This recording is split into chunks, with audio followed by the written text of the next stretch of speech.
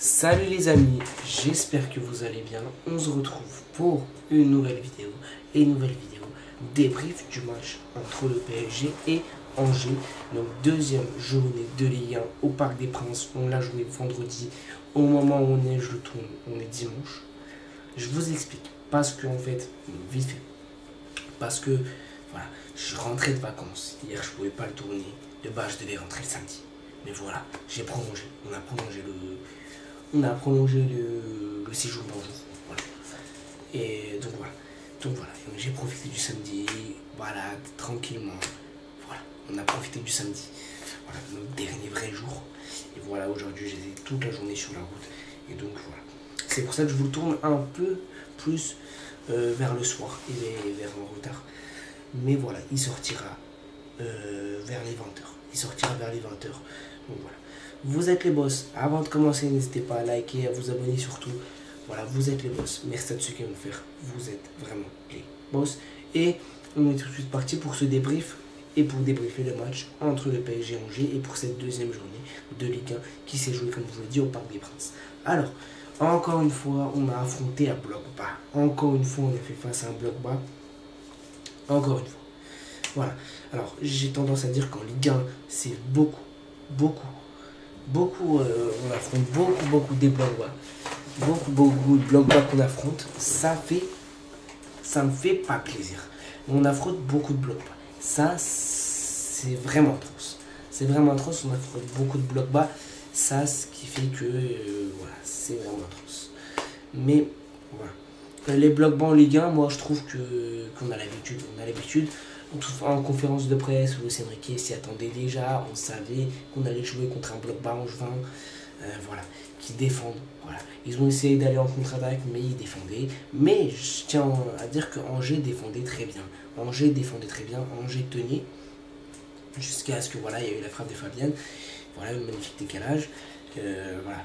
On va parler pareil joueur par joueur, mais je vais dire que ce match il est compliqué à analyser. Il est compliqué, comme pour le match à Nantes, il était compliqué à analyser parce que c'est des blocs bas. Non, c'est un bloc bas. Angers, c'est un bloc bas. Je parie que la plupart des équipes voilà, qui savent que voilà, contre Paris ça va être compliqué, ils vont venir en bloc bas. Je parle pas de Marseille, je parle pas de Lille, je parle pas de Monaco, je parle pas de Lyon. Voilà. Donc je pense qu'ils vont essayer aussi de jouer leur football. Je parle de ces équipes, je parle pas de Strasbourg aussi. Voilà, il y a quelques équipes voilà, comme ça qui essaient de jouer. Mais il y a d'autres équipes qui font les bus, qui mettent le bus, qui viennent. Allez le bus, on y va, on met le bus et c'est fini. Moi, ça, les mecs, ça m'horripile, ça me dégoûte quand je vois voilà, des équipes comme ça qui mettent le bus. C'est dégueulasse à regarder en plus, c'est ignoble, on prend aucun plaisir. À part que nous, PSG, on sait qu'on va avoir la position, mais à part ça, tu prends aucun plaisir. Tu prends aucun plaisir. Aucun plaisir tu prends. Aucun. On prend aucun plaisir. Et ça, c'est vraiment, c'est compliqué quand même. C'est vraiment grave, mais tu prends aucun plaisir. Et c'est vraiment atroce. Donc voilà. Donc pour dire globalement du match, on ne peut pas vraiment l'analyser, on ne peut pas vraiment tirer de conclusion. On va tirer des conclusions voilà, en LDC, contre les grosses équipes en Ligue 1. Je peux pas tirer de conclusion. Voilà, après on joue Toulouse là, le 31, je crois. Non, le 30. Ouais, le 30. Si je dis pas de conneries. Mais voilà. Voilà, tu peux pas vraiment tirer de conclusion. Mais voilà, là, en plus, il y a la rentrée qui va arriver. Aïe, mais voilà, c'est comme ça. C'est comme ça, malheureusement, il y a la rentrée qui va arriver. Voilà. On ne peut pas tirer, comme je vous l'ai dit, de grosses conclusions. Donc voilà. Alors, on va faire joueur par joueur. On va commencer. Je vais commencer par la défense. Et je vais commencer par Nuno Mendes. Alors, Nuno Mendes, le mec, il n'a pas eu grand chose à faire. Mais j'ai trouvé que offensivement, voilà, ça a été un peu plus compliqué pendant la première période et ensuite en deuxième période. Mais pareil, qu'est-ce que tu veux faire? Quand tu joues contre un bloc bas, t'as les ailiers qui peuvent pas se lâcher, Nuno Mendes et tout. Sauf qu'il a fait une très bonne deuxième période, Nuno Mendes. Il a failli mettre un but magnifique à Hervé Kofi, je pense qu'il s'appelle. C'est un très bon gardien. Il a fait une super parade. Voilà, très bon gardien, Hervé Kofi. Bravo, vraiment, très bon gardien. Il a fait, Mendes, il a dégoûté la défense angevine. Par contre, le gardien a fait un très très bon boulot et il a été très très bon. Donc très très bon gardien d'Angers. Et très très bon Nuno Mendes sur la deuxième période. Sur la première période, ça a été un peu plus compliqué. Mais bon, gardien. Et donc il a fait un bon arrêt. Mais Mendes, je trouve qu'il a été plutôt percutant. Il a essayé d'apporter offensivement. Il a essayé de faire son taf. Voilà, ça a été pas le meilleur Mendes, ça a été pas le plus nul Mendes, ça a été un Mendes correct. Mais voilà, il a été plutôt correct. Non. Donc voilà, correct. Ensuite, défense centrale, Pacho, Marquinhos, ils ont été solides comme des rocs. Ils ont été solides. Ils n'ont pas eu grand chose à faire. Pacho, quelques récupérations par-ci par-là. Voilà, c'était pas. Ils n'avaient pas grand chose à faire. Donc, Pacho, quelques récupérations par-ci par-là. C'était pas la folie aussi. Mais voilà, il a fait du bien, Pacho. Il a fait du bien à quelques récupérations. Voilà, ça a fait du bien. Mais voilà. Quelques récupérations, ça fait du bien. Mais voilà, Pacho, ça n'a pas été dégueulasse, ça n'a pas été de la grande folie, mais ça n'a pas été dégueulasse non plus. Donc voilà. Ensuite,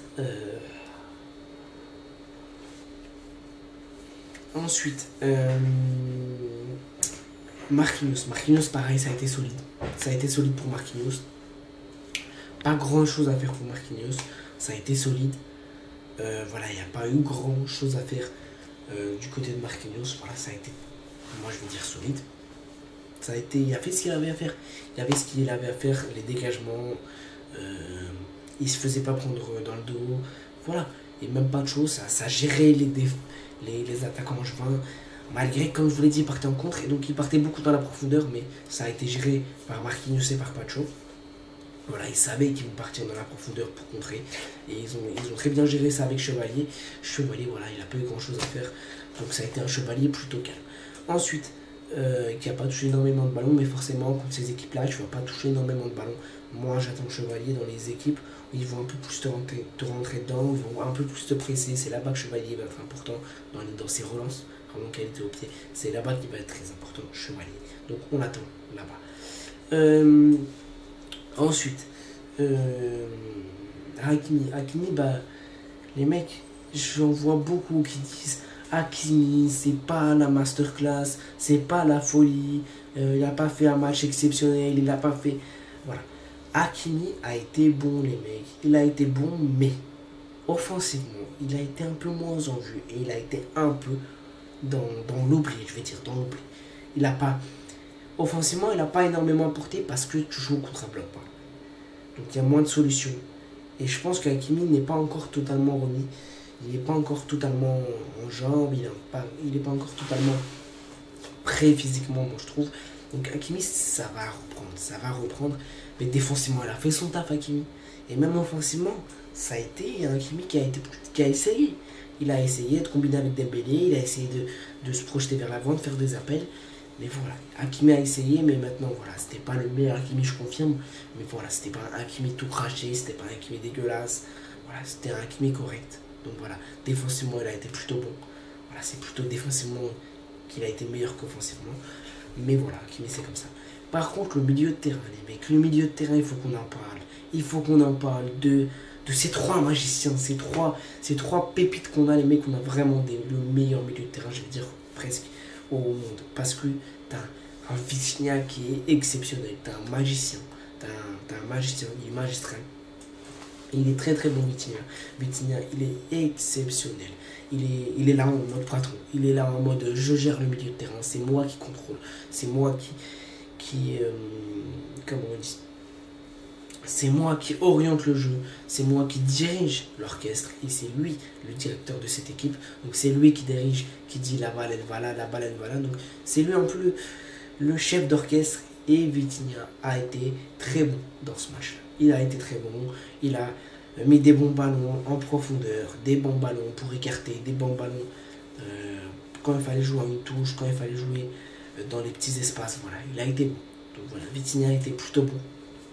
Il a été d'ailleurs très bon dans ce match-là.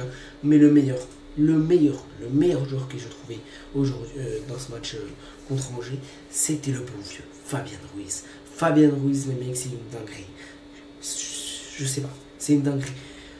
Les mecs, on disait, c'était l'année dernière, on disait, Fabien, t'es nul. Alors on a eu tous tort. On a eu tous tort, mais Fabien, qu'est-ce que t'es beau. Qu'est-ce que t'es bon. Qu'est-ce que t'es bon. Il est très, très fort, ce mec. Ce mec a un sens du jeu incroyable. Il a un placement incroyable. Fabien se place extrêmement bien. Il se place extrêmement bien. Il lit bien le jeu. Il lit à la perfection. Il sait lire le jeu. Il sait se placer. Ça veut dire qu'il sait, genre, quand il va recevoir la balle, il sait où il faut la donner. Il est très bon. Fabien est très bon.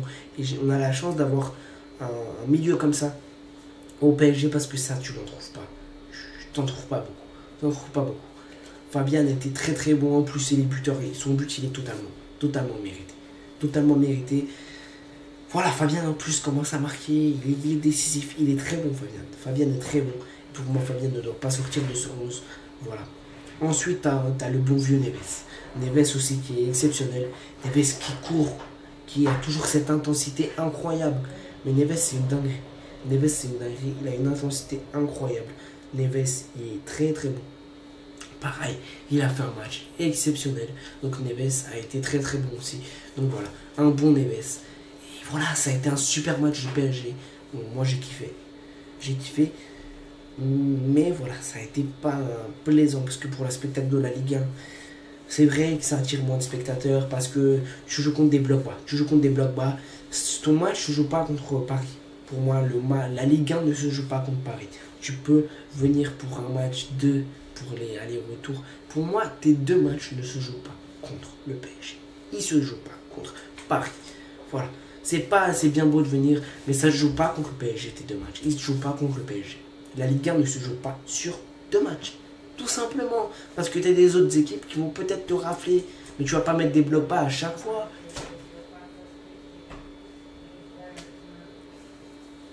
Voilà. Après, en attaque, on avait Barcola, Dembélé, Doué, ou je sais pas, c'était un truc dans le genre. Voilà. Barcola, ça a été coup-ci, coup-ça. Voilà. Il a essayé d'apporter, mais ça a été compliqué. Ça a été compliqué. Ça a été très compliqué. Voilà, mais il a essayé d'apporter. Il a fait des différences un peu par-ci par-là. Ça a été compliqué quand même, mais il a fait des différences. Doué, mais qu'est-ce qu'il a été bon. Aujourd'hui, j'ai trouvé monstrueux. Doué, je l'ai trouvé monstrueux aujourd'hui. Enfin, aujourd'hui, pendant le match. Il a été monstrueux, Doué. Il a été monstrueux. Il percute, il change de côté. Balle au pied, il est incroyable. Il a réussi à un moment donné à passer un petit pont, à passer 2-3 joueurs. Voilà. Voilà. Il a réussi à infiltrer la surface. Il a été vraiment très bon. Désiré Doué. Il a été vraiment très bon. Donc voilà, moi j'ai trouvé un très bon Doué qui a été percutant, remuant. Il a été bon physiquement, bon techniquement. Ça a été un Doué très très bon. Un Doué très très gingembre, très très en forme. Donc voilà, ça fait plaisir. Et on espère que ça va continuer comme ça. Ensuite, pour le bon vieux Ousmane, ça a été un peu plus compliqué. Ousmane, il a raté un penalty. Et j'en vois qui disent ça remet un gosse un ballon d'or parce que les mecs, il a loupé un penalty, c'est pas grave. C'est pas grave, moi je l'en veux pas. Je l'en veux pas. C'est pas comme s'il avait loupé la terre entière. C'est pas comme si il avait foiré quelque chose de immense. Il a loupé un penalty. Tranquille. Tranquille. Ça arrive à tout le monde. Au meilleur jour, ça arrive. Cristiano a loupé des penalties. Tout le monde a loupé des penalties. Tout le monde. Mais s'il en a loupé, voilà, ça arrive à tout le monde. De louper des penalties, donc voilà. Il a loupé un penalty. Moi, je n'en veux pas. Tranquille. Et voilà. Maintenant, après, voilà. Je sais pas si ça restera vétinaire ou pas. On verra. Mais voilà, il a loupé un penalty. On ne peut pas lui en vouloir sur ça. Ça ne peut pas lui tomber dessus pour ça. Moi, je ne tombe pas dessus en tout cas. Donc voilà. En tout cas, le PSG a fait un bon match. J'aimerais parler des remplaçants aussi. Vite fait, l'entrée de Ibrahim Mbaye. J'ai encore une fois aimé. Mbaye a essayé de percuter. Mais il manquait ce truc dans le dernier geste. Dans la finition. Sur ce match-là, ça n'a pas été fameux, mais il manquait ce truc dans le dernier geste. Voilà. Pareil, Mbaye, sinon, il a fait une très bonne entrée, percuteur, il a été bon, il a fait des bonnes passes, mais dans le dernier geste, ça a été compliqué. Il ne savait pas s'y tirer, si pas ses stats, et voilà. Il ne savait pas quoi faire. Mais voilà, ça se travaille. Ça se travaille. Voilà. Ça se travaille. Et après Warren Zaïre Emery, je trouve qu'il a fait une très bonne entrée. Très bonne entrée de la part de Zaïre Emery. Ça fait plusieurs matchs qu'il est bon, plusieurs matchs qu'il fait des bonnes entrées. Donc j'espère que ça va continuer comme ça pour Warren. Il a été bon, il a été cette fois un peu plus haut. Donc moi je trouve que Warren n'est pas haut parce que c'est dû quand il joue Warren, c'est dû, et quand il y a Hakimi qui joue, c'est dû au fait que Hakimi monte. Hakimi monte beaucoup, donc Warren doit combler, et donc du coup, voilà, ils doivent s'aligner pour combler. Donc Warren doit combler le manque de Achraf. Moi, je trouve que quand il a été défenseur droit aussi, il a fait un très bon match. Mais là aussi, il a fait un très bon match. Il a fait un très bon match au milieu de terrain. Là, on l'a vu dans un rôle un peu plus offensif, où il a monté un peu plus, où il a été un peu plus en vue. Et il a été très bon dans ce rôle-là. Et il est très bon aussi latéral droit. Quand il joue latéral droit, il est très bon. Et quand il joue au milieu de terrain, il est très bon aussi. Donc moi, j'ai aimé l'entrée de Warren Zaïre Emery. Ça a été une très bonne entrée de sa part. Donc bravo à Warren. On espère que ça va continuer comme ça. Mais moi, j'ai kiffé l'entrée Zaïre Emery. Voilà les mecs, pour moi c'était tout pour ce débrief. N'hésitez pas à liker, à vous abonner. Vous êtes les boss et allez pas. Bye les mecs, abonnez-vous et likez. Là il y a le cadre, voilà, il faut que je l'accroche. Pour l'instant je ne l'ai pas encore accroché. Mais voilà, ça va venir.